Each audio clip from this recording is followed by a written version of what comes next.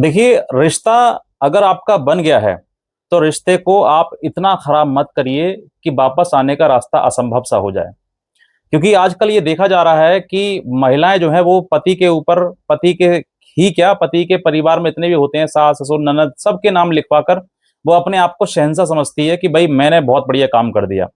मैंने अपने पति के और उनके ऊपर, परिवार के ऊपर मुकदमा दर्ज करवा दिया। तो वो जो आपकी एक चार दीवारी में सीमित लड़ाई थी, आपकी सास ननद की, ये हर घर में लड़ाई होती है। हर घर में कहीं न कहीं कोई न कोई बात पर गरमा-गरमी होती है। लेकिन अगर उस बात को लेकर तुम थाने तक चले जाते हो, कोर्ट कचहरी तक आ जाते हो और वहाँ पर मुकदमा दर्ज करवा देते हो, तो ये बात आपने अपनी जो चार दीवारी के भीतर थी, बात खत्म कर की जा सकती थी। वो बात आप कहाँ तक लेके आए? थाने, कोर्ट कचहरी तक लेके आए आप, लेकर आ गए। अब वहां से आने के बाद वापस जाना बहुत मुश्किल हो जाता है। इसीलिए मैं कहता हूं कि अगर आप कोई लड़ाई लड़ रहे हैं, तो एक रास्ता एटलीस्ट ऐसा खोल के रखिए कि भविष्य में अगर आपका मन करे, जरूरत पड़े कि मुझे उस घर में वापस जाना है, तो वो ससम्मान तुमको बुला सकें। ऐसा ना हो कि वो सारे रास्ते तुम खुद बंद कर लो, खुद अपने पैरों पर कुल्हाड़ी मार लो। और जिनके घर पर तुम रह रही हो ना, माँ मतलब माता पिता और भाई के घर पर, वो भी कभी ना कभी ऐसा ही सोचेंगे कि ये हमारे ऊपर बोझ है। ये आपको बता रहा हूं, जो जो जेन्युइन रियलिटी होती है। हालांकि ये शब्द आपको माता पिता के मुंह से नहीं आएंगे, लेकिन एक चीज आप खुद एहसास करेंगे कि जिस समय पर आप, एक बेटी जो है वो मायके, ससुराल शादी करके ससुराल में जाने के बाद, वहां से लड़ाई झगड़ा करने के बाद जो है मायके में आ जाती है, और आने के बाद वहां पर ये सोचती है कि मेरा जीवन अच्छा कट रहा है, अच्छा गुजर रहा है। तो मैं कहता हूं ये अच्छा नहीं है। ये अच्छाई आपको वापस आएगी बहुत बड़ी बुराई बनकर। और जिन माँ बापों को ये लगता है कि हाँ हम बेटी की मदद कर रहे हैं, तो मैं कहता हूं आप मदद नहीं कर रहे हैं। आप मदद के नाम पर उसके जीवन में जहर घोल रहे हैं। आप अपनी बेटी को अलग कर दिया, उसके पति को अलग कर दिया, और तुम क्या सोच रहे हो कि मेरी बेटी जो है, मैं सासम्मान, मेरी बेटी मेरे घर पर आ गई, अब मुझे यही जीवन जीना है। तो मैं कहता हूं कि आप जो है, आपने पहले तो शादी बेटी दान कर दी, और दान करने के बाद अब जो तुम कर रहे हो ना, ये आप एक प्रकार से पुण्य नहीं बल्कि पाप कर रहे हैं।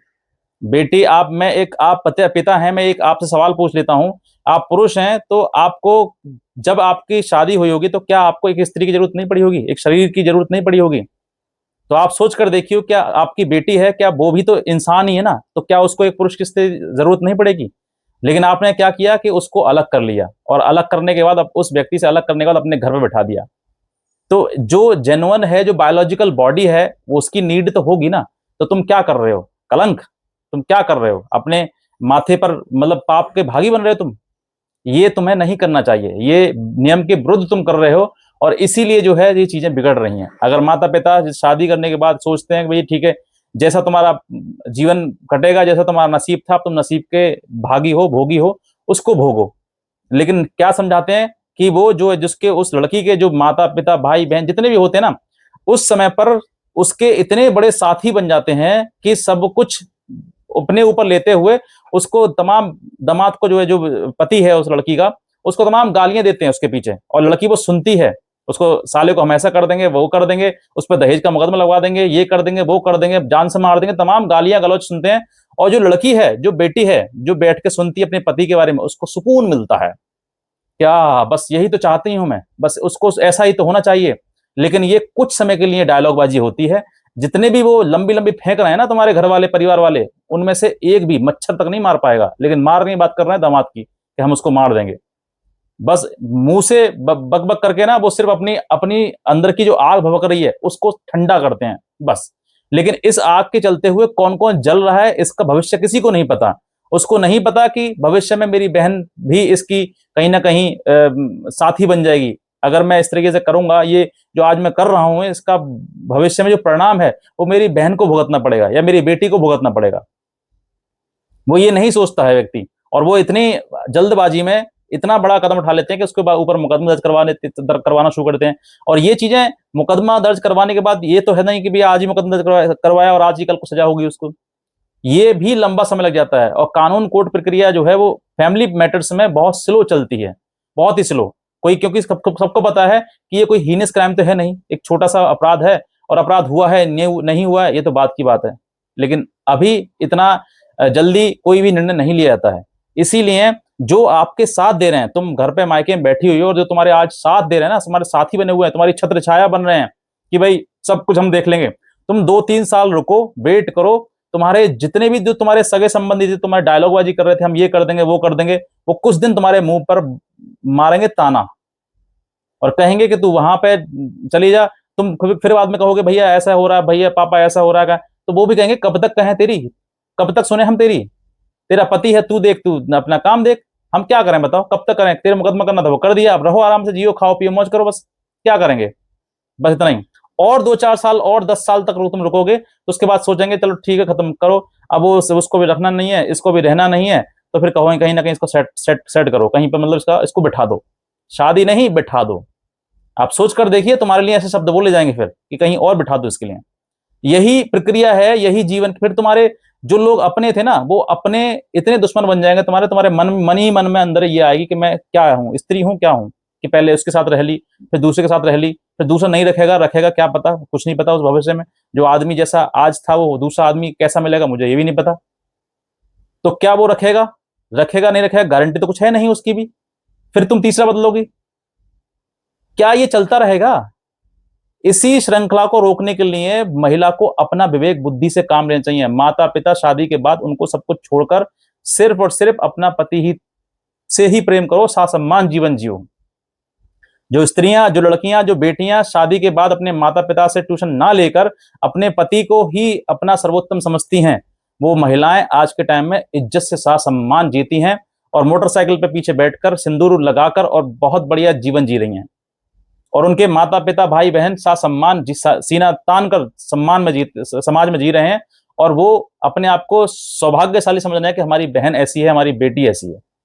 लेकिन जो बेटियां मुकदमा करके अपने मायके में बैठी हैं, अपने पिता के सीने पर हैं, वो बेचारे कभी बड़े बोल नहीं बोल सकते समाज में, 2 मिनट में झाड़ देगा मुंह कि तुमसे अपनी बेटी से तुम क्या करवा रहे हो, तुम खुद देखो। 2 मिनट में, ज्यादा टाइम लगता है, ये समाज है, हर व्यक्ति को कोई ना कोई व्यक्ति जवाब 2 मिनट में दे देता है। इसीलिए ऐसा रास्ता चुनो जो आपको ससम्मान नियत, मतलब जो समाज चाहता है कि हाँ ये सम्मानजनक चीज है। आप पुराने समय में जाकर देख लिए कि बेटी के घर का पानी तक नहीं पीते थे माता पिता, क्यों? क्योंकि कहते थे कि हमें पाप लगेगा अगर हम बेटी घर का पानी पियेंगे। और आज देखो तुम, बेटी को अपने घर बुला लेते हैं, घर बुलाने के बाद उसके ऊपर मुकदमा दर्ज कराते हैं दामाद के ऊपर, और फिर उसका पैसा महीने में जब पैसा आता है तो वो उसे खाते हैं।